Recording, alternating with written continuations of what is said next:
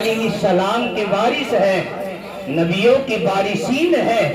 اگر کسی نے کسی عالم کی زیارت کی تو اللہ کے نبی فرماتے ہیں وہ ایسا ہے جیسے میری زیارت کر رہا ہو، جیسے مجھے دیکھنے کا ثواب۔ فرمایا اگر کوئی کسی عالم سے مصافحہ کرتا ہے، کسی عالم سے ہاتھ ملاتا ہے تو اللہ کے نبی نے فرمایا وہ ایسا جیسے مجھ سے ہاتھ ملا رہا ہو، مجھ سے مصافحہ کرنے کا ثواب ہو۔ میرے بھائی، اور کوئی عالم کی صحبت میں بیٹھا، عالم کی باتوں کو سنتا ہو تو اللہ کے نبی فرماتے ہیں وہ ایسا ہے جیسے میری صحبت میں بیٹھا، میری باتوں کو سن رہا ہو۔ اور جو کوئی عالم سے بغض کرتا ہے، عالم سے نفرت کرتا ہے، اللہ کے نبی فرماتے ہیں وہ ایسا ہے جیسے مجھ سے دشمنی کر رہا ہے۔ اور جو نبی سے دشمنی کرے گا تو اس کا ٹھکانہ صرف جہنم میں ہوگا۔ میرے بھائیوں، یہ آپ کے سامنے حضرات علماء کرام آئے ہیں، جی ہمیں ان کی قدر کرنی چاہیے، ان کا استقبال کرنا چاہیے۔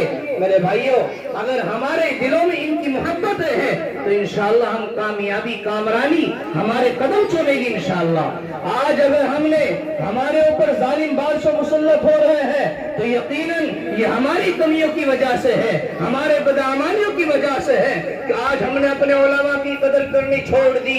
آج ہم نے اپنے علماء کو نہ جانے کس نگاہوں سے دیکھنا شروع کر دیا ہے۔ میرے بھائیوں، ان علماء کی قدر کرو، ورنہ پھر پچھتانے سے کوئی فائدہ نہیں ہوگا۔ کرو گے انشاءاللہ؟ انشاءاللہ۔ میرے بھائیوں، میں نے خطبے کے اندر ایک آیت پڑھی، فرمایا اللہ کے نبی سے پوچھا یا رسول اللہ دنیا میں سب سے اچھا انسان کون ہے؟ تو اللہ کے نبی نے فرمایا خیرکم من تعلم القرآن وعلمہ، تم میں اور دنیا میں بہترین شخص وہ ہے جو قرآن کو سیکھ اور سکھائے، خود بھی پڑھے، دوسروں کو پڑھائے، دنیا کا سب سے اچھا انسان ہے۔ اور آپ تو جانتے ہیں ان مدارس کے اندر، ان مدرسوں کے اندر، ان مکتبوں کے اندر قرآن کا پڑھنا اور پڑھانا ہوتا ہے۔ یہ جو علماء یہ پڑھاتے ہیں، یہ قرآن کا حدیثوں کو درس دیتے ہیں، تو سب سے اچھے وہ نہیں ہوئے؟ کس کو کہا ہے؟ قرآن کے پڑھنے اور پڑھانے والے کو کہا ہے۔ تو میرے بھائیوں، ہمیں بھی چاہیے کہ ہم اپنے بچوں کو قرآن کریم کی تعلیم دیں، اپنے آپ قرآن کریم سیکھیں۔ امام احمد بن حنبل فرماتے ہیں کہ میں نے اللہ کا خواب میں دیدار کیا اور میں نے اللہ سے یہ پوچھا اے اللہ تجھے دنیا میں کیا پسند ہے، تجھے دنیا کے اندر سب سے پسندیدہ چیز کیا ہے؟ اللہ نے فرمایا احمد مجھے دنیا کے اندر سب سے پسندیدہ چیز قرآن کریم ہے۔ جو بندہ قرآن کریم کو پڑھتا ہے، قرآن کی پڑھنے والا میرے اتنا قریب ہوتا ہے، اتنا قریب ہوتا ہے، وہ میرے اتنا محبوب بن جاتا ہے، میں اس کا محبوب بن جاتا ہوں۔ میرے بھائیوں، فرمایا کہ اس سے زیادہ کوئی میرے نزدیک نہیں رہتا۔ فرمایا کہ اللہ تیرے بہت سے بندے قرآن نہیں پڑھے ہوئے ہیں، قرآن نہیں سیکھے ہیں۔ اللہ جب بچپنے میں تھے قرآن نہیں سیکھا، جوانی آ گئی قرآن نہیں سیکھا، بڑھاپا آ گیا قرآن نہیں سیکھا، اللہ اب کیا حکم ہے؟ ایسے لوگوں سے کیسے راضی ہوگا؟ اللہ نے فرمایا جا میرے بندے، اگر تو قرآن نہیں پڑھ سکا قرآن کو سیکھنے کی کوشش کر، اور جا میرے نبی کے عاشق، میرے نبی کے دلارا، میرے نبی کے کرام قرآن کے عاشق، قرآن کریم کو پڑھنے والے یہ مدرسے کے طالب علم اگر قرآن کریم کو پڑھ رہے ہیں ان کے برابر میں بیٹھ جا۔ میں نے تجھے دو کان دیے ہیں سننے کے لیے، تو قرآن کریم کو سن لے۔ جتنا پڑھنے والے کو ثواب دوں گا اتنا قرآن کریم کے سننے والے کو بھی ثواب عطا کروں گا۔ میرے بھائیوں، فرمایا کہ اللہ تیرے بہت سے بندے گنگے بہرے، پھر کیا؟ فرمایا تو جاؤ قرآن کے پڑھنے والوں پہ خرچ کرو۔ اگر تم نے قرآن کریم کے پڑھنے والے کو قرآن کریم لے کے دے دیا، وہ قرآن پڑھے گا، وہ تلاوت کرے گا، وہ عبادت کرے گا، لیکن ثواب تمہیں ملے گا۔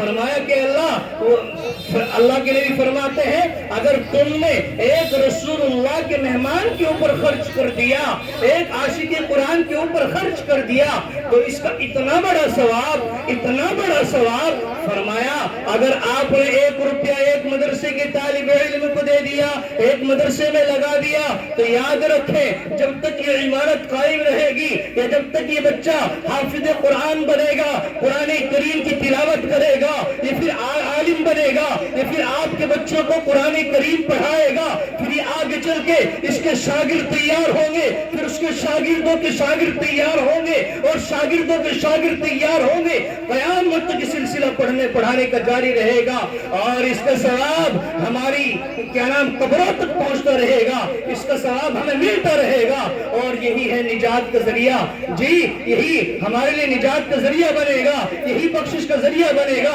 آپ کے لیے، یہ آپ کی قبر تک بھی پہنچے گا اگر آپ اس دنیا میں موجود ہو، اور آپ کے اللہ تعالیٰ آپ کے کاروبار میں برکت عطا فرمائے گا، آپ کے ہر پریشانی کو اللہ دور فرمائے گا۔ اس کی وجہ سے ہم پورے دن گناہ کرتے ہیں، پوری رات گناہ کرتے ہیں، اور گناہ کر کے سو جاتے ہیں میرے بھائی، جو ہم تین بجے تک موبائلوں کو غلط استعمال کرتے ہیں تو اللہ کا عذاب ہمارے اوپر آتا ہے، اور جب یہ معصوم بچے رات کو 3 بجے اٹھ کر کے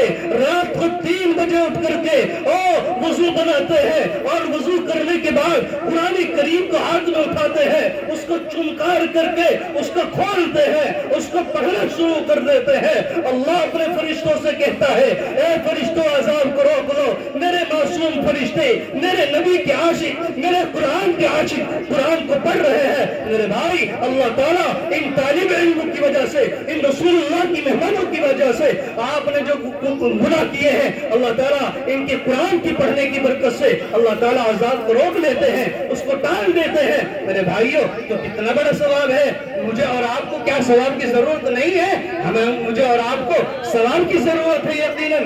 تو میرے بھائیوں، آج بھی آپ کا ادارہ، جی آپ کا یہ ادارہ ہے، اور اس ادارے میں بڑا کام ہونا ہے، اور یہ الحمدللہ میں آج دیکھنا چاہتا ہوں، بتاؤ بھائی سب کو اپنے نبی سے محبت ہے نہیں ہے؟ ہاتھ اٹھا کے بتاؤ کس کس کو اپنے نبی سے محبت ہے؟ ماشاءاللہ، یہ سب کو اپنے نبی سے محبت کرتے ہیں ماشاءاللہ۔ تو اب یہ آپ کا امتحان ہوگا، بتاؤ پھر اپنے نبی کے مہمانوں کے لیے، آپ اپنے مدرسے کے لیے ہے کوئی عام میں سے ایسا کہ لو جی 5100 روپے میں دوں گا؟ ہے کوئی اللہ کا ایسا بندہ، اللہ کا شیر، اللہ کا دوست کہ لو جی 5100 روپے میں اپنے مدرسے کو دوں گا؟ بتاؤ ماشاءاللہ جلدی کر کے۔ سلیم ٹھیکیدار بھائی، واہ ماشاءاللہ، لو جی آپ نے تو 5100 کی بات کی، بلکہ ہم تو بڑھ چڑھ کر کے دینے والے ہیں ماشاءاللہ۔ یہ لو جی بھائی محمد سلیم ٹھیکیدار ماشاءاللہ 11000 روپے، اللہ قبول فرمائے، کہہ دو آمین، اللہ ان کو حج کرائے بار